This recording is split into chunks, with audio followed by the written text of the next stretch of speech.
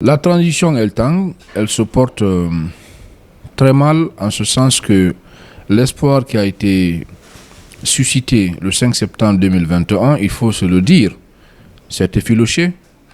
Aujourd'hui, tout ce qui a été utilisé comme argument en termes de restriction des libertés, en termes de confiscation des libertés, en termes de remise en cause de façon systématique de tous les acquis obtenus dans l'instauration de la démocratie, aujourd'hui, sont même institutionnalisés. Avant le 5 septembre 2021, et d'ailleurs même avant le 5 septembre 2021, il y avait des acteurs politiques qu'on mettait en prison pour leurs opinions. Aujourd'hui, on a des acteurs politiques en prison pour leurs opinions. Aujourd'hui, le message clairement qui est envoyé aux jeunes, aux enfants, c'est que si vous devez réussir dans ce pays, il faut être démagogue, il faut faire les louanges de ceux qui détiennent le pouvoir. Et ça, c'est très grave.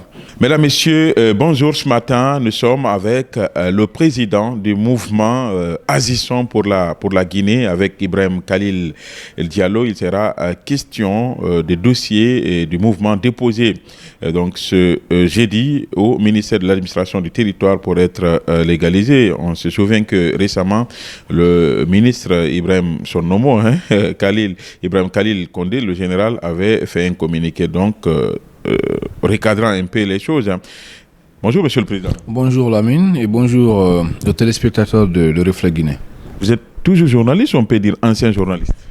Bon, je suis certes ancien journaliste parce que je n'exerce plus le métier, mais je resterai journaliste jusqu'à ma mort. Donc, journaliste dans l'âme. Alors, vous venez de lancer votre mouvement.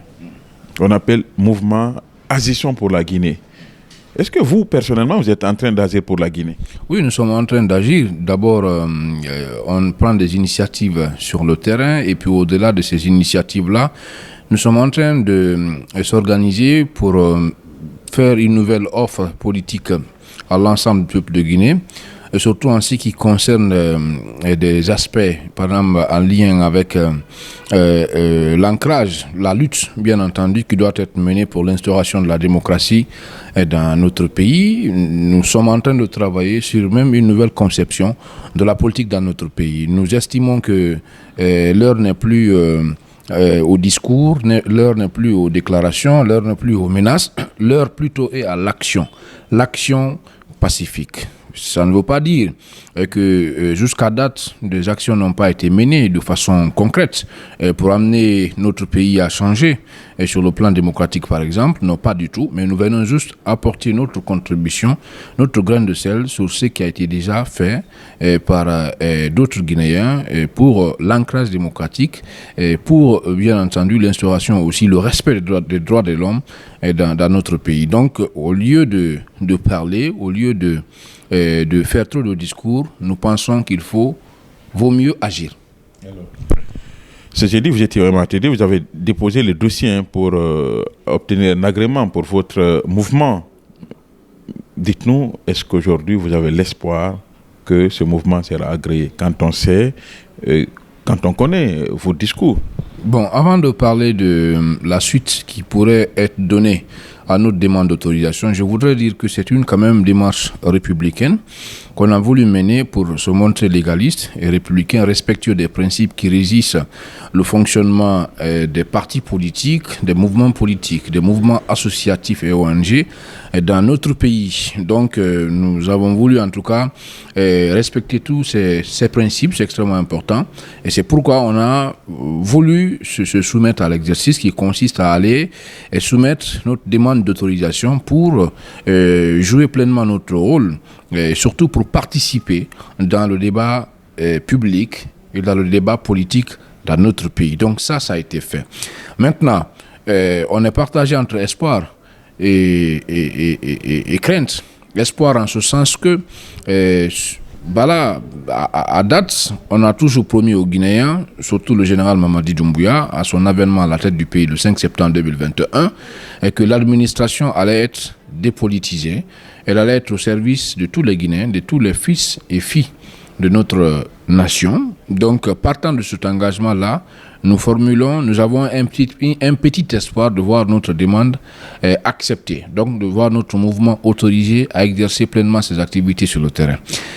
La crainte qu'on a, cependant, elle est un peu liée à cette volonté clairement affichée par les autorités de nous donner en réalité les outils qu'il faut pour permettre à des entités d'exercer, qu'aux partis politiques, qu'aux mouvements, bien sûr, de soutien qui sont acquis à la cause aujourd'hui de ceux qui dirigent le pays. C'est de ça qu'il s'agit. D'ailleurs même, ça nous a amené, et quand on a vu le communiqué qui a été pris par le ministère de l'administration du territoire et de la décentralisation, interdisant les mouvements politiques qui n'ont pas l'autorisation d'exercer, tout de suite, à travers une déclaration, on a interpellé ce département-là sur la nécessité quand même de clarifier certaines choses, notamment d'abord les critères qu'il faut remplir pour être agréé. Voilà.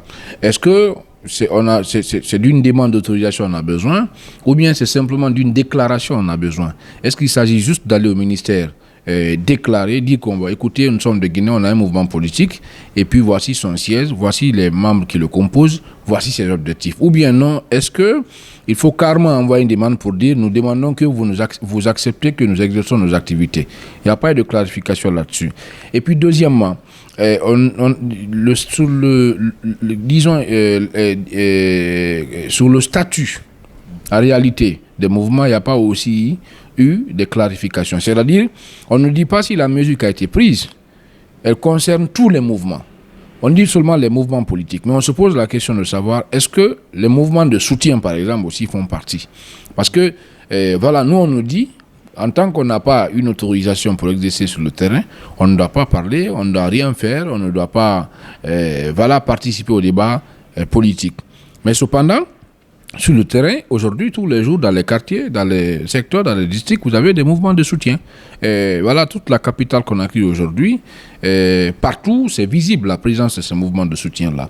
Donc, est-ce que c'est une mesure aussi qui concerne ces mouvements de soutien? Il n'y a pas eu de clarification, il n'y a pas eu de précision là-dessus.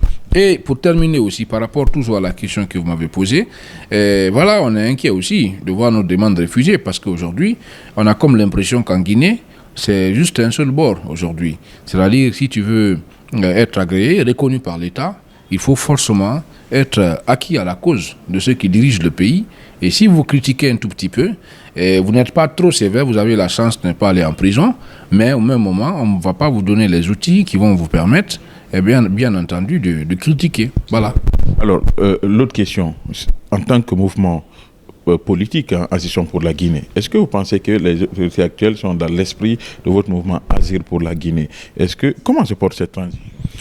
La transition, elle se porte très mal, en ce sens que l'espoir qui a été suscité le 5 septembre 2021, il faut se le dire, s'est effiloché.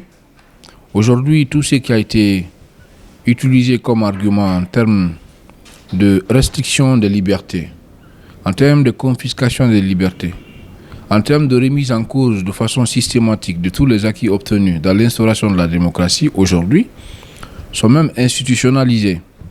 Avant le 5 septembre 2021, et d'ailleurs même avant le 5 septembre 2021, il y avait des acteurs politiques qu'on mettait en prison pour leurs opinions.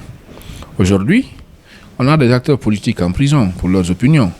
Et pire même, aujourd'hui, nous assistons à une nouvelle façon de faire dans la répression de ceux qui ne partagent pas la façon dont le pays est géré, qui est un peu, le kidnapping. On n'a pas, pour le moment, on ne peut pas dire que c'est le gouvernement, c'est le CNRD qui kidnappe les gens. On n'a pas de preuves. C'est à la justice de mener des enquêtes pour situer les responsabilités à ce niveau. Mais sauf qu'on se pose des questions quand on voit des gens comme Fonike Mengue kidnappés, disparaître sans nouvelles, des gens comme Bilo Adias, des gens comme Habib Marouane, on se pose des questions, on a peur. Donc ça, c'était des choses qui avaient été en réalité combattues.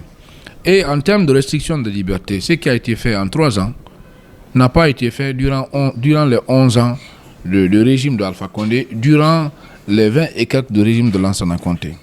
On n'a jamais fermé une radio privée ici. Parce que tout simplement, les animateurs ou les journalistes de ce média critiquent la gouvernance. Aujourd'hui, vous avez des médias qui sont fermés. Vous avez des pères de famille qui sont carrément envoyés au chômage. Ça ne dérange personne. Excusez-moi. Donc, partant de tous ces aspects, on ne peut pas dire que la transition se porte bien. Nous pensons qu'elle ne se porte pas bien, qu'elle se porte même très mal. Et au-delà de tout ça, au lieu de mettre cette période à profit pour faciliter l'ancrage démocratique et pour moraliser la vie publique, c'est plutôt, on en fait une opportunité pour encourager les jeunes à exceller dans la démagogie, dans le culte de personnalité, et au-delà même de tout ça, aussi dans la misère, c'est extrêmement important.